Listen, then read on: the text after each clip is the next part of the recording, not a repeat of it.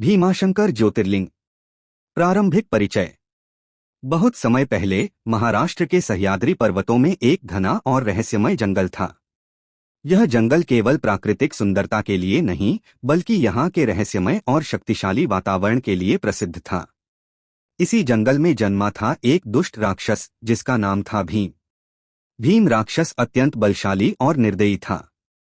उसकी उत्पत्ति राक्षस कुल से हुई थी। वह रावण के भाई कुंभकर्ण का पुत्र था। उसकी माता का नाम कर्कटी था। कुंभकर्ण और रावण के वध के बाद कर्कटी ने अपने पुत्र भीम को सह्याद्री पर्वत के घने जंगलों में पाला पोसा। भीम का दुष्ट चरित्र। भीम बचपन से ही बहुत ही साहसी और शक्तिशाली था। जैसे जैसे वह बड़ा हुआ, उसका मन प्रतिशोध और दुष्टता से भर गया। उसने देवताओं और ऋषियों को परेशान करना शुरू कर दिया। लोग भय और आतंक में जी रहे थे और जंगल में शांति नाम की कोई चीज नहीं बची थी। भीम ने अपने शक्ति प्रदर्शन के लिए भगवान ब्रह्मा की कठोर तपस्या की।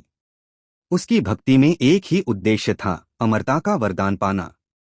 ब्रह्मा ने उसे वरदान दिया कि वह न तो किसी पुरुष से और न किसी महिला से मारा जाएगा। इस वरदान ने भीम को और अधिक निडर और क्रूर बना दिया। देवताओं की प्रार्थना। भीम के आतंक से देवता और ऋषि परेशान हो गए। उन्होंने भगवान शिव की शरण ली और प्रार्थना की, हे महादेव, आप ही हमारे रक्षक हैं। कृपया इस दुष्ट राक्षस को नष्ट करके हमें उसकी यातनाओं से मुक्त करें। भगवान शिव ने उनकी प्रार्थना सुनी और महाकाल रूप धारण किया। महाकाल रूप अत्यंत तेजस्वी और भयंकर था। उसकी उपस्थिति मात्र से जंगल कांप उठा और भीम भी आश्चर्यचकित हो गया। युद्ध की तैयारी। भगवान शिव ने सह्याद्री पर्वत में प्रकट होकर भीम का सामना किया। भीम ने अपने वरदान और शक्ति का प्रयोग किया और शिव से युद्ध करने की ठानी। दोनों के बीच भयंकर युद्ध हुआ। भीम ने अपनी सभी शक्ति का प्रयोग किया, पर महाकाल शिव की दिव्य शक्ति के सामने वह टिक नहीं सका। जंगल और पर्वत उनके युद्ध की गूंज से थरथराने लगे। यह युद्ध केवल शक्ति का नहीं, बल्कि भक्ति और दुष्टता का भी संघर्ष था। भीम का सहार।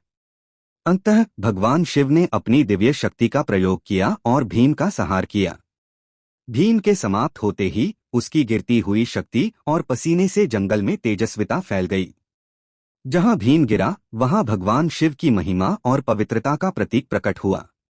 इसी स्थान पर दिव्य ज्योतिर्लिंग प्रकट हुआ, जिसे आज हम भीमाशंकर ज्योतिर्लिंग के नाम से जानते हैं। भीमाशंकर का महत्व। भीमाशंकर ज्योतिर्लिंग केवल एक मंदिर या मूर्ति नहीं है। यह भक्तों के मन, हृदय और कर्म में शिव की भक्ति का प्रतीक है। जो व्यक्ति यहाँ श्रद्धा और भक्ति के साथ आता है, वह अपने जीवन के भय और संकट से मुक्ति पाता है। इस पवित्र स्थान का वातावरण इतना शांत और दिव्य है कि यहाँ आने वाला हर व्यक्ति मानसिक शांति और आध्यात्मिक ऊर्जा महसूस करता है।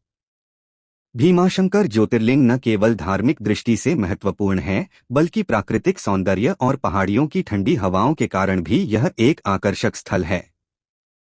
संदेश और समापन। भीमाशंकर की कथा हमें यह सिखाती है कि सच्ची भक्ति केवल मंत्र, पूजा या बाहरी क्रियाओं से नहीं होती। सच्ची भक्ति वह है जो मन, हृदय और कर्म के माध्यम से होती है। भीमाशंकर ज्योतिर्लिंग का यह अद्भुत स्थल भक्तों को यह याद दिलाता है कि शक्ति, भक्ति और सच्चाई का संगम जीवन में सबसे बड़ी शक्ति है।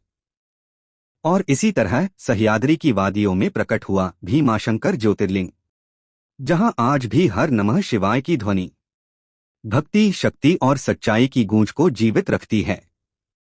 जो यहाँ श्रद्धा से आता है, वह भय से नहीं, बल्कि शांति और शिवत्व से भर जाता है। यही है भीमाशंकर, जहां भगवान शिव स्वयं बताते हैं कि भक्ति केवल शब्द नहीं, जीवन का अनुभव है। अगले एपिसोड में हम पहुंचेंगे नासिक, महाराष्ट्र की पवित्र धरती पर, जहां स्थित है त्र्यंबकेश्वर ज्योतिर्लिंग, वह स्थान जहां भगवान शिव ने स्वयं गंगा को पृथ्वी पर प्रवाहित किया। यहाँ गोदावरी नदी का उद्गम होता है और इसी स्थान पर पार्वती माता के साथ शिव का त्र्यंबक रूप प्रकट हुआ था।